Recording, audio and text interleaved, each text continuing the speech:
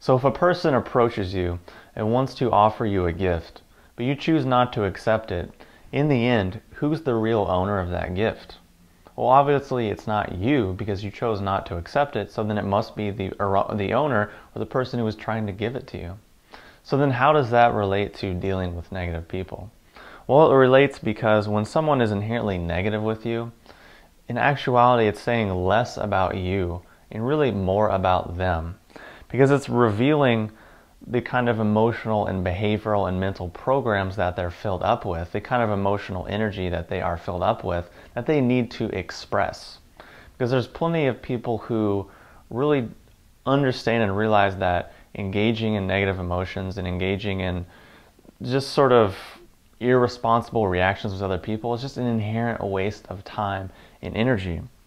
So when someone is coming up to you and being inherently negative, first of all, they're the one that's experiencing and feeling the contraction and the sort of negative effects of that emotion. Contraction meaning contraction in the solar plexus, shortness of breath, impaired digestion, not to mention the whole cascade that happens to the endocrine system and the whole nervous system. Because when you start to go into stress or you start to go into a contractory emotion, what happens to your posture?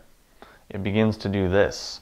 Begins to hunch over and wants to clench in because your body is trying to protect itself, which then is shutting off all of these rest and digest functions. So if that doesn't really make too much sense, think about it like this.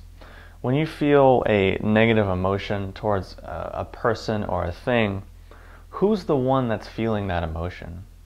Obviously you are, not the other person, meaning you might have had an experience that happened last week, last year, 20 years ago, and you're still ultra upset and ultra angry about it. But in reality, those other people probably have no idea. And when you're sitting there brewing and feeling horrible about it, they're probably just going about their day, doing their thing, having no cognizance that you're feeling that. So really, who's the one that's being tortured and who's the one that's dealing with all the negative consequences? Obviously the person housing the emotion. So that principle relates and ties into what we're talking about for dealing with negative people and people who just sort of out of the blue just unload a bunch of crap on you.